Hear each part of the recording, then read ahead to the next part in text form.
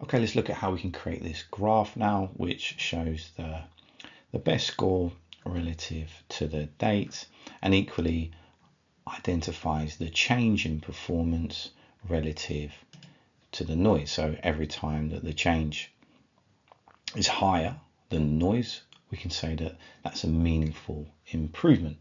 The change is greater than the noise that we would expect to see had there been no performance change in the athlete. So we highlight the date, highlight the best score, just insert a line graph. Now we're going to go in and add to that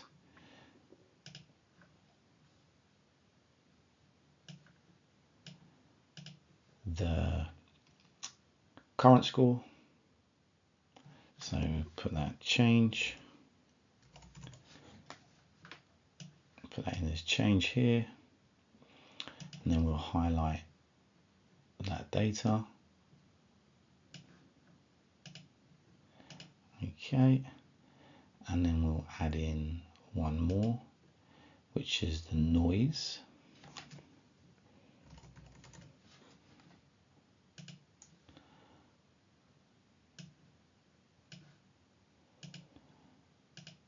Press OK.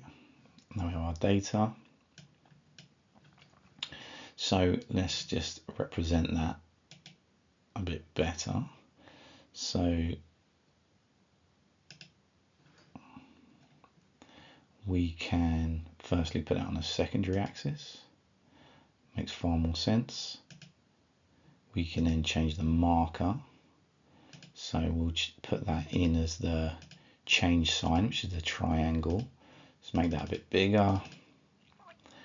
And then we don't really need a line for that.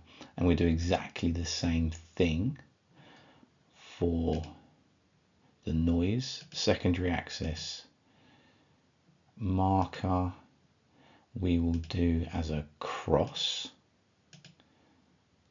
Again, make that a bit bigger. We don't need a line either. Now we can make this one look a bit better. Let's give it a point. Keep that. We'll keep the line because they're connected, and we should for sure change the axis. Maybe we'll start that at 27. And now we have our graph, and again the interpretation is that wherever the change is higher than the noise, we would class that as an improvement, okay, a real improvement. So you can see wherever the change is higher, you see that that improvement is classed as real.